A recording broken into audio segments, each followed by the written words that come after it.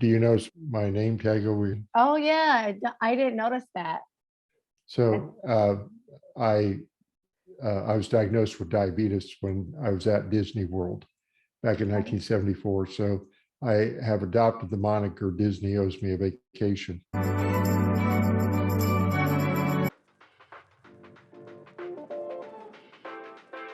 Hey guys, welcome back to my channel. It's Effie. Today I have Rick, and he's an advocate for both arthritis and diabetes. He does a lot with the community, and he is on a bunch of sites. He writes for rheumatoid.arthritis.net and ankylosing spondylitis. I'm probably butchering that. I always do. And .net. And he's part of the Walk to Cure Arthritis. He has his own website, RA Diabetes, and you can find him on Facebook and Twitter. All his links will be in the description box below if you guys want to connect with Rick after this. But Rick, share a little bit about yourself, because today we're going to talk about chronic illnesses, long-term relationships, ageism, and rheumatology. And so you have a lot to say. So we're excited that you're here today. Well, it's great to be here. I know we're going to have fun. I was diagnosed with diabetes when I was 16. I was at Disney World. And so you'll see me tweet sometimes and use the hashtag Disney owes me a vacation. They haven't paid up yet, but I keep trying. My mom was a type 1, so it wasn't completely unexpected, but it certainly has shaped my life. And I got out of the hospital on my 17th birthday. I went back to high school at the start of school, and I met this, I didn't really meet her. I saw this fabulous looking girl 3 rows in front of me in government class. And I decided pretty early on that I wanted to meet her and take her on a date. So I asked her out. I finally got up the nerve and asked her out, and she said no. So, okay. So being a slow learner, I worked up the nerve again and asked her out, and she said no. I thought, well, okay. So school year ends and I see her over the summer and I ask her out and she says no. I think, well, okay. So I'm off to college. I'm attending a local extension of IU in my town, Indiana University, and I'm a freshman. And at the end of my freshman year, I get this call. Now, remember, this was now 1976. I get this call, and it is this magnificent woman, and she's calling to ask me on a date. I said yes, and we went on a date, and 15 months later, we got married at the end of my sophomore year of college, and we had our son at the end of my senior year of college. We have now been married 44 years. It's been a true blessing. When we got married, of course, Cheryl knew about diabetes and knew that she would have to live in a world with a long-term chronic illness. I can't tell you how thrilled I am every day that she said yes. She's a beautiful person. In 1999, I was working and doing everything, working twice as hard as I possibly could to keep up. And I told my endocrinologist, I said, something just doesn't seem right. He did some blood work and told me to go see the rheumatologist. I did. And Cheryl and I went, and the rheumatologist said, you've got RA. And he said, you're going to start on methotrexate. We'll do that for 6 months. Then we'll get you to a biologic and you'll feel better. Cheryl and I went out to the car and had a really good cry. And we went back to work and we faced something entirely new. It was just new. I worked until 2008. In 2008, I couldn't go on anymore. I had to stop. I was so frustrated and upset about it that I decided I had to find something to keep me involved. So what I did was I went back to school and I earned a doctorate in education. Cheryl supported me through that as well. We have 2 sons, 3 grandchildren. love them all to death. We now, of course, are empty nesters, and in June we will celebrate our 45th wedding anniversary. We got married on June 1st. I was diagnosed with diabetes on June 21st. So 45 years of marriage and 48 years of diabetes. It's so funny. We were going to go to Hawaii for our 25th wedding anniversary. And on Monday, we were going to go. On Tuesday, we were going to go. And on Wednesday, the cruise company filed bankruptcy and we couldn't go. We'll certainly do something. Yeah, I hope you guys do something fun, whatever that is. And, you talk a lot about ageism in rheumatology. What is that? Ageism, I'm 64, soon to be 65. Ageism is the classification of people for care based largely upon age. So a young person such as yourself, a doctor or therapist might look at you and say, we want to go with the top end treatment because we're going to expect you to live for a long time. And yet they might look at me or a person of my age or greater and say, this person is not going to be on earth very long. So why should we use the most advanced drugs? Why should we try the most advanced therapy? Is it really necessary to replace a hip? Is it really necessary to replace a knee? You have that, but you also have this terrible problem of the way they talk to us, as if we don't have the mental capacity both to hear what they're saying, but then to translate it to others. I mean, Cheryl goes to each of my appointments now. She's retired as well. And so we just made a practice of her going to my appointments. But I'm perfectly capable of translating what the doctors are saying to her and to my family if they're not in the room. Sometimes doctors and therapists will look at us and not give us the full credit for being able to understand, when in fact, we're quite able to understand. Another part of ageism is happens with Medicare. When we turn 65, unless we're working with another primary insurance, then we go on Medicare. And Medicare really prevents us from having the full range of medications for RA or ankylosing spondylitis simply because of cost. I know that you see the advertisements for the copay cards, for instance. Well, that doesn't apply to people on Medicare. If you're on Medicare, you have to pay the full price for those medications. So when they say, come get this new amazing treatment for $5, well, if you're on Medicare, that doesn't apply. Typically, we would go get that treatment and it might be $1,000 or $2,000.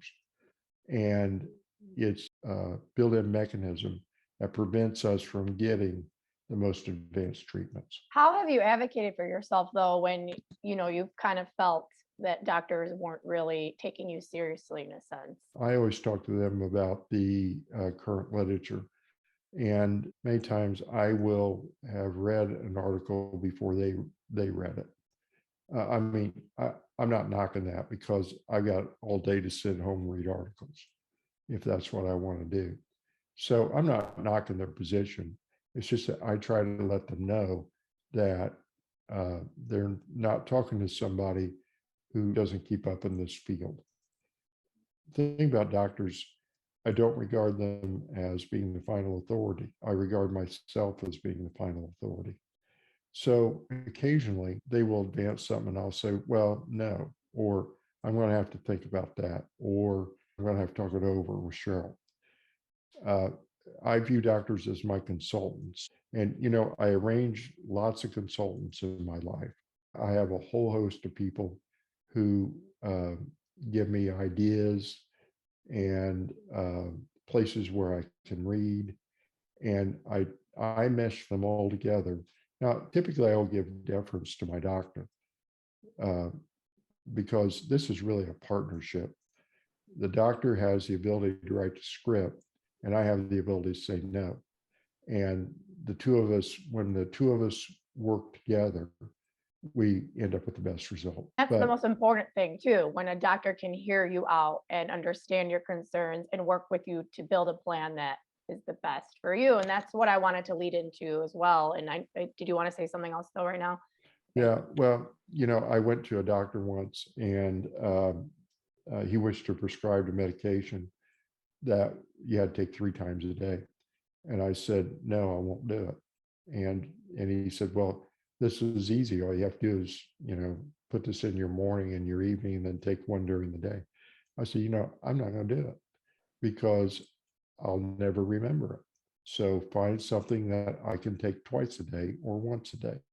But I'm not going to take it 3 times a day. He looked really frustrated. He said, well, this is the best medication. I said, but if I'm not taking it, it's not the best medication. So he substituted something else, and it worked fine. That's an example of him invading my life in a way that I knew I couldn't, number one, comply with, and I wouldn't tolerate. What is the hardest thing that you've had to deal with when it comes to managing two chronic diseases, diabetes and rheumatoid arthritis? You just mentioned one, but is there any others? Yeah, they feed on each other. Oftentimes, high blood sugar really mimics a arthritis flare, and that's one of the points that I try to make in my when I talk to other people. You, if you have type 2 diabetes, I have type 1, but if you have type 2 diabetes, or you don't know that you have type 2 diabetes, it makes your RA so much worse if your blood sugar is high. The research shows that about 20% of people with RA do have type 2 diabetes. So I really say, look, before you say it's a flare, you got to look at your blood sugar. And that's simple to do. There's a little home test you can do. But if your blood sugar is too high, the reason that you're dragging, the reason that you can barely move, is probably just as likely diabetes as it is rheumatoid arthritis. And so I advocate in that way. And in my case, if my blood sugar is high, then I feel miserable. It's easy enough to say that's RA when in fact it's not. One place where the two things cross is with the medication I use, the biologic I use requires a infusion of steroid when at the beginning of the infusion. And that steroid knocks my blood sugar completely out of whack for about 48 hours. So I really have to be careful with it. And what were the things that you were experiencing before you had diabetes and RA? What were some of your symptoms? Well, again, I was at Disney World. I had experienced rapid weight loss the month before, which I was feeling pretty good about. I was 16 and losing weight, getting toughened up. My body was looking, and we got down to Disney World, and I could not pass the drink stand without getting a drink. And I couldn't pass the men's room without peeing. And my dad finally said, about halfway through, he says, dude, are you doing a travel book of places to pee and drink at Disney World?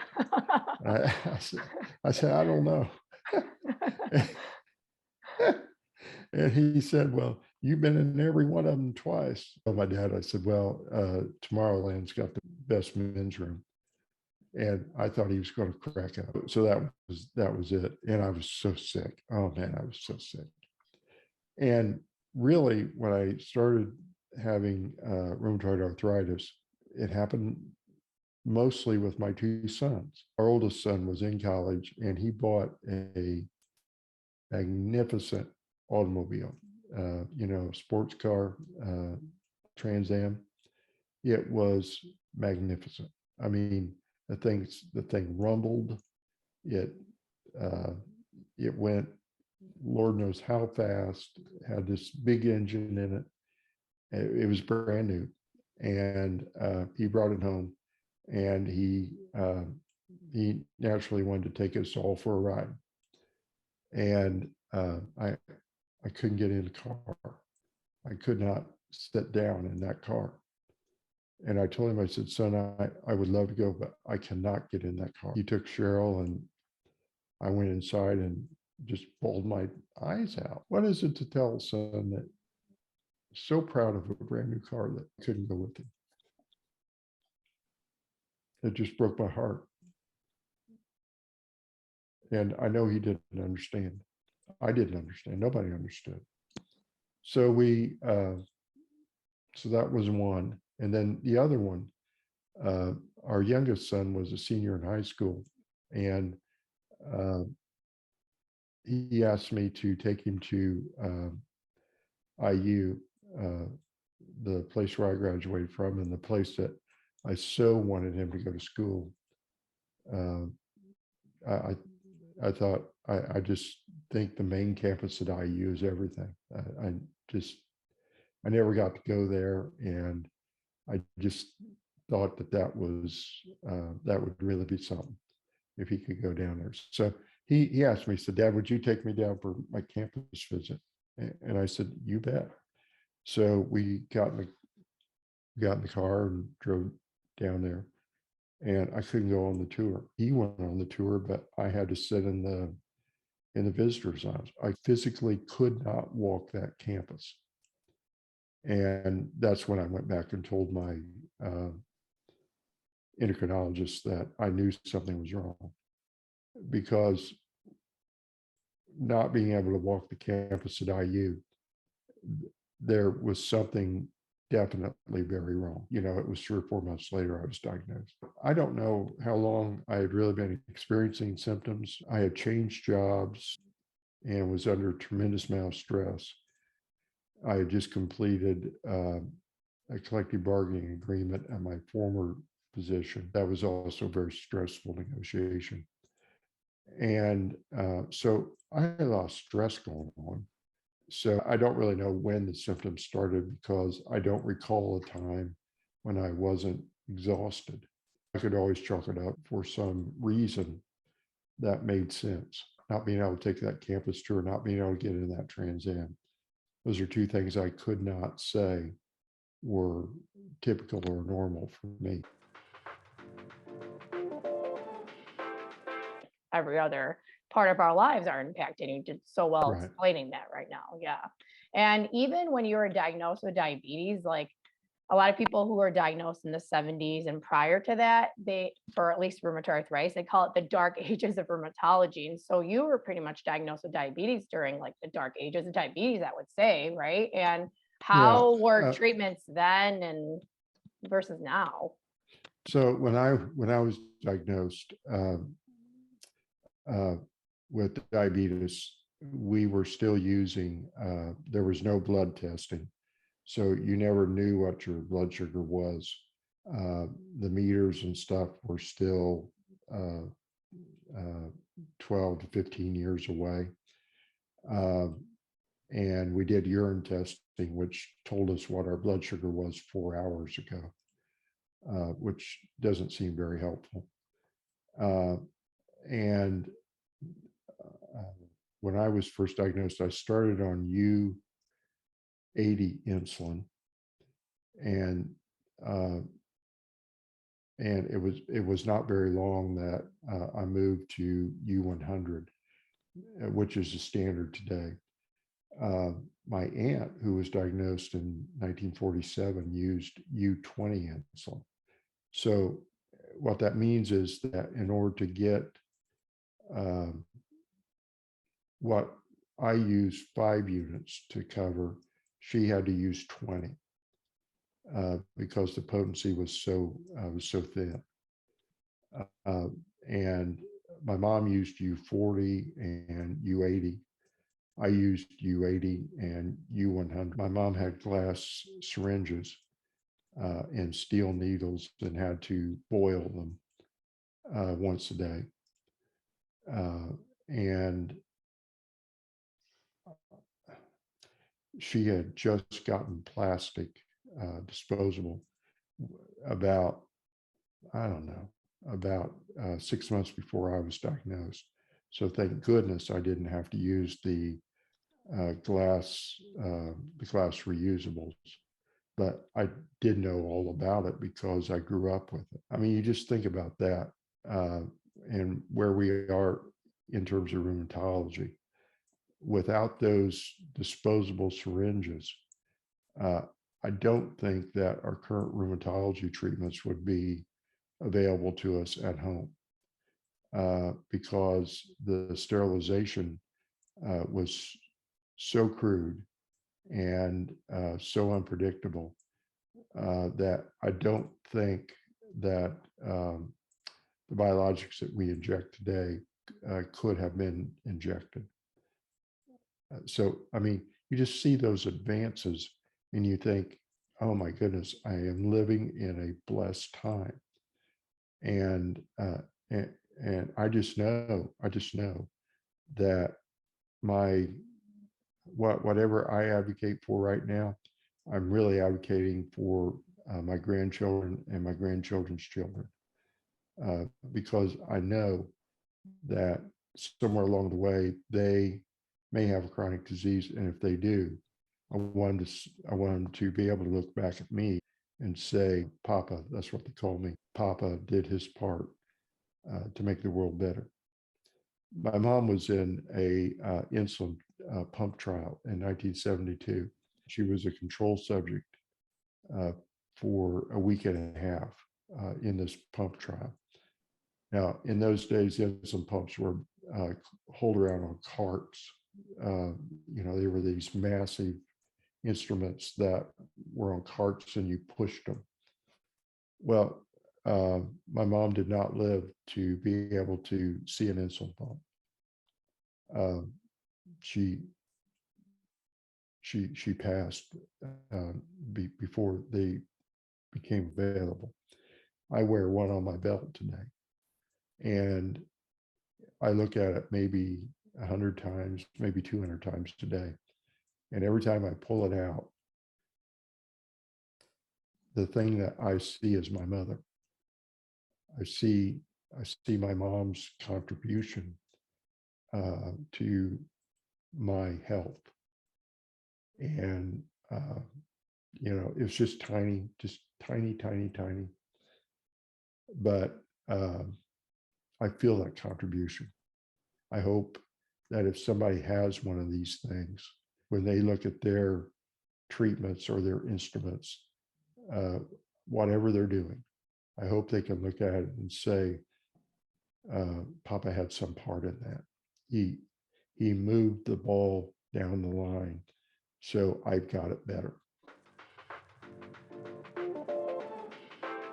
That's very true. We have to be grateful for all the advancements and the things that are offered to us now, because a lot of people didn't have much before Right. with choice. And you mentioned that you had a family history clearly of diabetes. Did you have anything in regards to rheumatoid arthritis? Not a thing that I knew of. My grandmother had arthritis. So when she would go to the doctor, it started off with she has arthritis, but within a few months she had rheumatoid arthritis, and then she had uh, inflammatory rheumatoid arthritis, and then she had a, uh, a case of arthritis that was so profound that it could not even be treated. Now, grandma may have had rheumatoid arthritis. I don't know. But if you followed her history, whatever she got, she always got the worst of, uh, or what she perceived as the worst of, and she always got it worse than the worst. And she was just funny in that regard. So I don't know if she had it or not. I know she was not treated for it. And I wanted to ask also, when you were diagnosed, how did your parents handle it back then too? Well, there were two parts about it. I know that my mom and dad were absolutely beside themselves when I was diagnosed with diabetes. My mom especially. She just knew it was her fault. And I don't think that at first she could put her arms around it. And I heard them when I was at the hotel, lying in bed, so sick. I heard them out in the hallway talking about my mom crying about, uh, I did this to him, I did this. Now, so that's one side of that story. But the other side is my dad said, you know, by golly, I worked for this vacation, I paid for it, and we are going to stay here. And we did. I love him for that. Uh, we would never do that in today's age. It would be child abuse. But my dad said, I, I, I worked and I worked for a year and a half to pay for this vacation. We are here and we are not going home. And we did not. We, we stayed in Florida. And then on the way home, again, I was so sick. On the way home, I'll never forget this, we were in Tennessee. And the plan was that we would go back immediately to, uh, uh, not to home, but to the lab to get the blood drawn for a stat blood sugar. And then we go on home, unpack the car, and get prepared to go to the hospital because that was the typical regime. So we are driving back and we are in northern Tennessee and we stop and my mom says, we're at this restaurant. My mom says, if I were you, I would order pancakes and syrup. She said, because you're not going to have it the way you want it anymore. And uh, and I said, you mean I can't have pancakes? And she said, probably not. So I ordered pancakes and a side of pancakes, which only made me more ill. But mom knew that. Mom knew that I was going to be really ill. And, at her behest, she just said, uh, get this because you're probably not going to be able to get it anymore. And then the third part of that story is a month after I was diagnosed with diabetes, I went off for 5 weeks of backpacking in New Mexico. So we would never do that either. I mean, that would be, we just would not allow that to happen.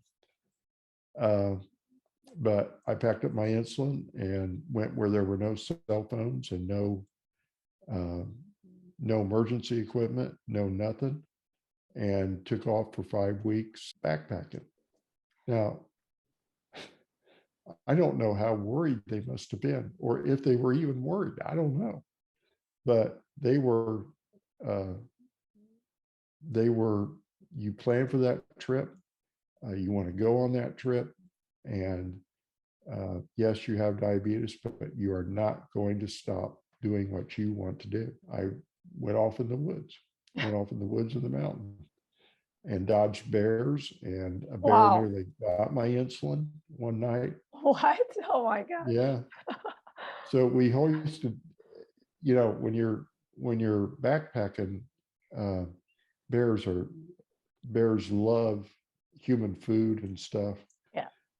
And we hoisted as we did every night, we hoisted our food up in the tree to keep it away from bears. And we did that. And I typically put my insulin in that bag and hoisted it up the tree.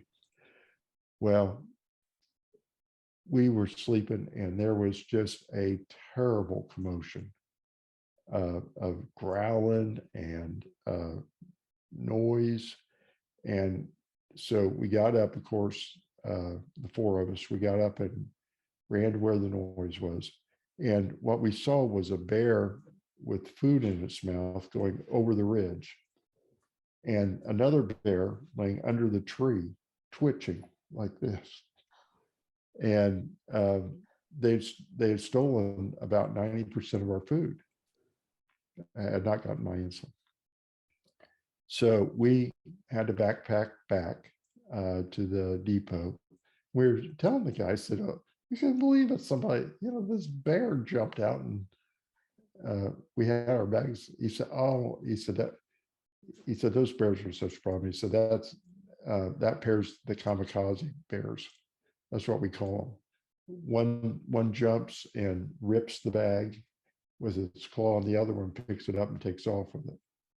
And Their teamwork. they could have taken all of my insulin and I would have been completely sunk. I mean, that's pretty brave of you. So everyone should be grateful. We also have technology nowadays. So Yeah, we no can kidding. go where we want and have access to emergency portals if we need it. So Yeah. I mean, we would not allow a kid to do that. We wouldn't allow an adult to do that. Typically, if unless you've had diabetes for a year, you just cannot go and do stuff like that because you have to become acclimated to it and everything. But no meters, no blood sugar, no continuous glucose monitors, no pumps. Here's your insulin, here's your syringes, and see you in 5 weeks. And it still amazes me today. It just does. But it gave me a sense that first, if I got into trouble, I needed to handle it. I needed to figure it out. That was number one. And number two, stay out of trouble. Be sure that you are staying out of trouble. And it has really served me well over the last 48 years because I've never been in trouble with diabetes where I didn't feel like I could dig myself out. It's really served me very well. And I wanted to say, with your mom feeling, like it was her fault, I know there's a lot of parents who probably feel a bit of responsibility or feel like it's their fault. And it's important to note that it's no one's fault. It's not the parents' fault. It's not the child who's sick. It's sometimes things just happen. A lot of pressure on parents too, especially back then when there wasn't a lot of resources. Like I know you're involved with the Walk to Cure Arthritis. I mean, there probably wasn't really many organizations grouping together support groups that we have now where parents can go for assistance and feel like a sense of being understood, Yeah, there was no electronic media. There was no great programs like yours where people could form around issues and trade ideas, normalize issues. A family with a child who has diabetes or a family with a child who has idiopathic arthritis, in those days, it really seemed like a one-off.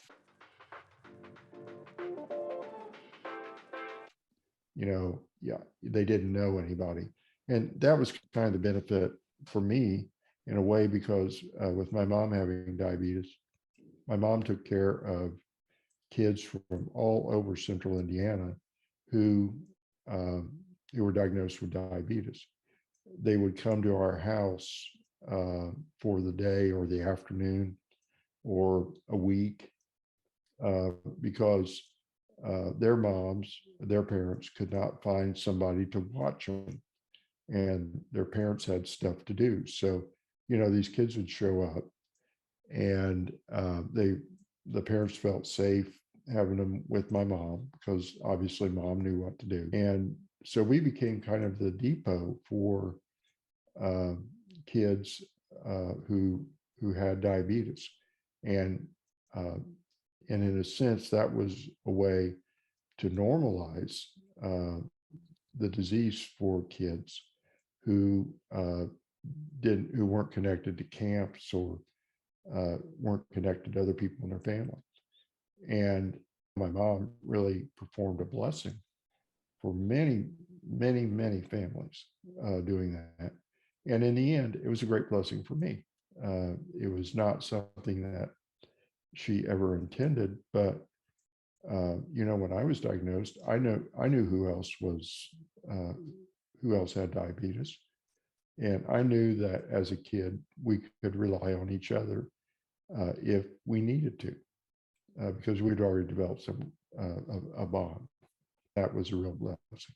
I know it's got to be true in JIA as well. I just know it is. National honoree um, comes from the Indianapolis area this year, and Angie had JIA, and she's lived with RA now for 40 plus years. And she did live during the dark ages. I know what Angie says is how isolating that is, or was for her.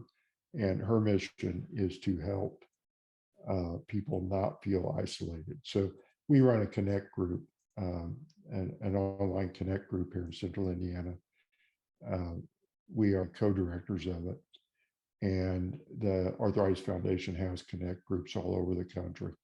And our goal really is to connect people so that they will not feel like they are alone with arthritis or just with day-to-day living. I mean, as you well know, sometimes when you're out trying to just be yourself, you have rheumatoid arthritis, it feels damn lonely. A lot of people are alone in regards to not having a significant other. And so I wanted to ask if you have any words of wisdom for those who are maybe single or about to get married or in a relationship and they live with a chronic disease, whether it's diabetes or rheumatoid arthritis. Like, what could you share for those people who may not feel like worthy enough or may not feel heard by their partner, or just in general, like what could people look out for, in someone? So I will have to say that we almost did not get married. I had proposed. I told Cheryl after I proposed, I said, I just don't think that they're going to be capable of living with a person with this long-term chronic disease.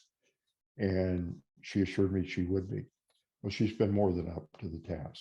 That was me selling her short. And that was a mistake. I should not have done that. So my first thing is, do not sell your partner short. If they love you, they love everything about you, and the chronic disease is not an impediment. Second, don't sell yourself short.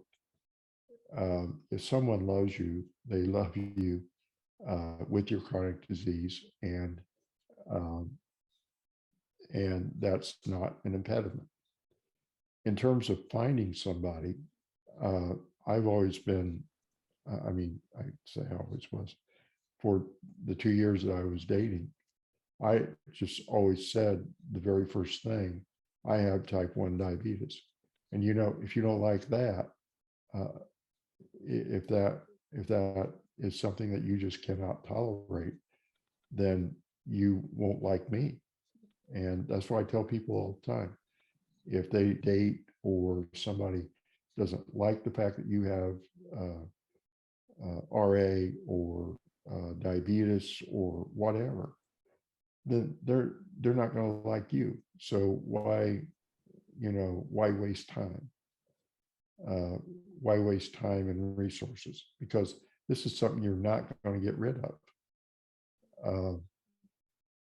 And I think you have to face that fact. In terms of staying together, once you get together, it's a rough road. Cheryl has lived diabetes and has lived rheumatoid arthritis. In the diabetes community, we call them our type 3s. These are people who live with us who do not have diabetes but have to live it every single day. I wish we had that kind of a statement for people in the arthritis community. Wish we could call them type 3s or something that connects them to arthritis, because if you understand that your partner has uh, arthritis as in the same, not in the same way, but to the same degree that you have it, then that starts to build a connection between the two of you that is very deep. And then you also have to understand nothing's perfect, you know. There is no relationship that's perfect. It's the hardest work you will ever do to have a long-term relationship. It's also the best work you can ever do. I mean, it's difficult work and you have to get used to that. However, if you will dig in and do that work, if you will get to learn each other, if you will give each other grace, if you will overlook the stuff that doesn't matter, if you will invest um, in the long term, then what you will find on the other end is the absolute best situation that you could possibly have. And that's where Cheryl and I, eventually got to it. And I'm not saying that it wasn't rough at times. It was, but so is every relationship that lasts this amount of time. You can look back on it and say, well, we had a rough period there, or this worked out really well. But chronic disease just amplifies it. It's like rough to the power of two. And so the strength that your partner exhibits is partially strength that you reflect to them. You know, the strength that they reflect to you is the strength that you project to them. Like, and I expect another person to understand my journey with these diseases. I cannot expect that. I can hope that they will give me grace, but in addition, I have to give them grace. And when we give each other grace, that's when we make space, space for relationship and space for love. When we don't give grace, then we don't give that space for love because we're not, we're not lined up. If a person really does not want you because you have a chronic illness, then that's fine, because you can't get rid of the chronic illness. This is there are things you can change in this world. I drove a Gremlin, an AMC Gremlin, when I first started dating Cheryl. She hated it. I could change that car, and eventually I did. I loved the car. She didn't love the car. She was embarrassed to be in it. I loved it. I wish I owned it today, but I had to give her grace to have her opinion, and she had to give me grace to have my opinion. So we could change the car, but I couldn't change diabetes, and you can't change arthritis, and somebody else can't change lupus. That's just who we are. That's just part of us. And if somebody said, I don't want to be around you because you have this, you got to say, good, please. I'm good for you to go, because I can't change this, and I can try to change other stuff. I can't change this. You shared so much here, and I really appreciate that. For 44 years, I'm still amazed when I come home and my key fits. I say that all the time. When I go to the doctor and they said, you live at this address, I said, well, I did when I left. I don't know about now. I always have the knowledge that it's possible that Cheryl could say at some point, I don't want to do this anymore. And she has to also have the understanding that I could say, I don't want to do this anymore. Now, I don't expect that. I don't, I joke about it, but I don't expect that's what is going to happen. But I still treat it that way. I still am thrilled when I come home and find her here. When I come home and she gives me a hug or a kiss, or she fixes dinner, those things I am extremely appreciative about. And I'm amazed that that she will do those things with and for me. I don't think that will ever stop. I've really enjoyed it, and I hope that maybe you'll have me back sometime. Yeah, for sure. And then Rick, where can people find you to connect, the quickest way possible?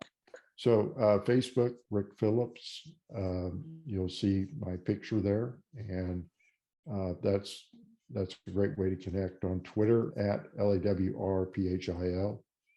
That's because my legal name is Lawrence Richard Phillips. So you'll see you'll see me around as LAWR sometime. You can connect with me at my website at www.radiabetes.com, and you can connect with me at the two health union sites, rheumatoidarthritis.net and ankylosing spondylitis.net. And if you write a blog and I'm not responding to your daily writing in either the rheumatoid arthritis, ankylosing spondylitis, or diabetes space, please hit me up at rphil2@yahoo.com. Please drop me a note because I attempt to respond to every blog I know about in those spaces. So if you're writing one and I'm not responding, and typically in a night, I will respond to, anywhere from 5 to 15 independent bloggers. If you're writing in that space and I am not responding, that means I don't know about you. Rick's links with what he just shared will be in the description box below, so you guys can go click there and be directed to anything that you feel like viewing. So thank you, Rick, for being here. Thank you, Effie. Have a wonderful afternoon, wonderful weekend. You too.